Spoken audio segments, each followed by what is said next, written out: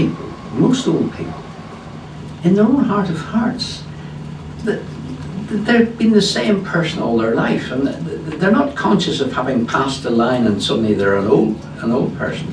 But in my case, there's an extra thing going. I'm by far the fastest guy in the lot, you see. So when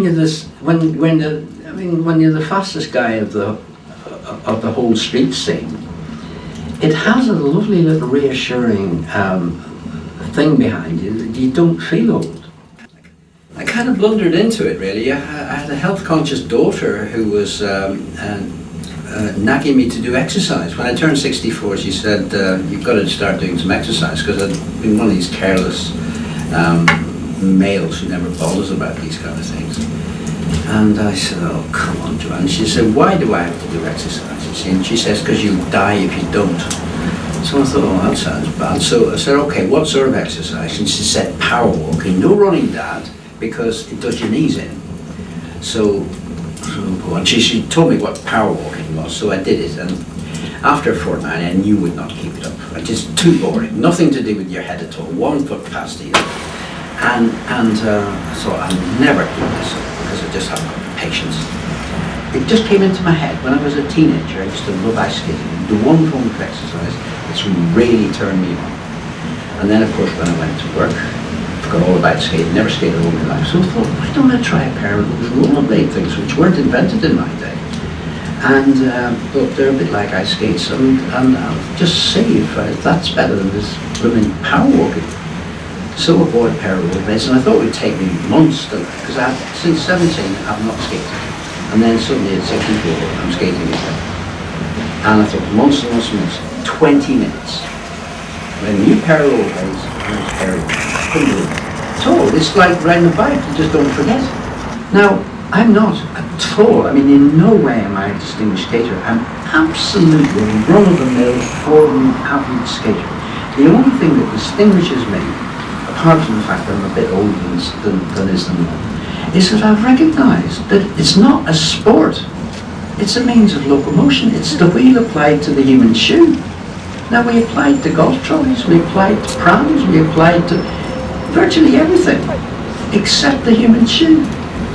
And as soon as you apply it to the human shoe in Britain, people think you're being irresponsible. Now, we can sit on a bike and nobody thinks that's irresponsible. But the same principle on a skate, for some weird reason, to do purely with convention, is considered to be controversial. But then I began to realise, hang on a minute, this isn't just a sport. It's a way of getting about. It's a means of locomotion. Now, in Belfast, I was brought up in a fairly strict Protestant evangelical tradition. In my youth, I was brought up to the idea that dancing, believe it or not, this is true, was sinful.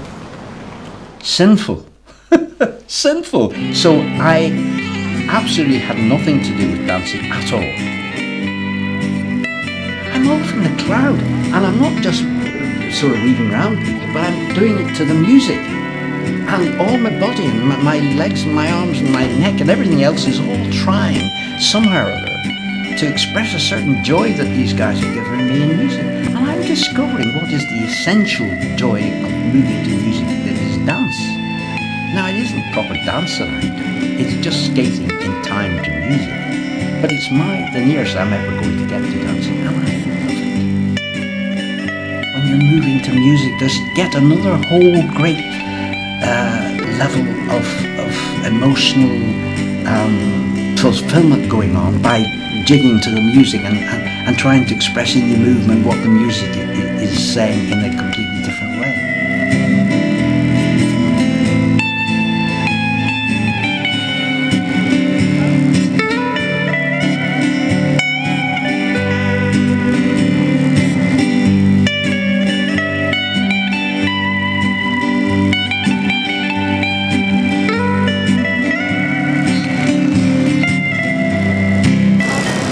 What did you think of that?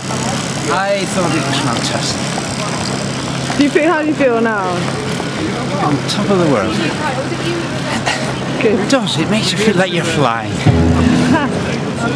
Listen, one of the fascinating things is that you get to know a lot more about your fellow human beings, and in any crowd there are a few unhappy people out there. There just are. There are a few people who, when they get home, they're not happy with themselves. They've had a bad life. I don't know what their problems are, but there are people who are jammed up with frustration and a kind of inbuilt anger with the whole world.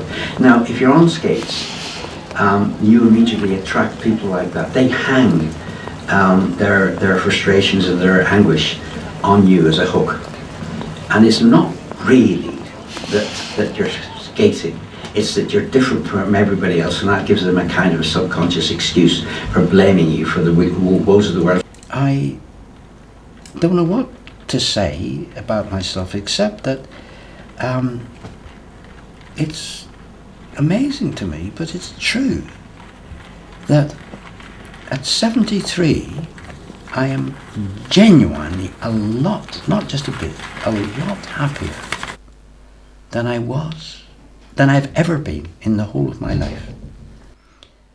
I'm expecting next year to be even better. I've got all kinds of exciting things coming. I can't wait to be 75, because it's going to be absolutely fantastically brilliant when I get to 75. Not because it's 75, but because time's moved on and brought a whole lot of things that are coming down the pipeline towards me. I'm having an absolute ball. And the skating has given me the sense, the illusion, if you like, that I'm young. I feel young.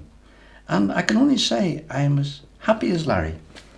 I have a sense of having a bit of a mission to pass on what I've stumbled into as something that I would recommend to other people and to try and promote it.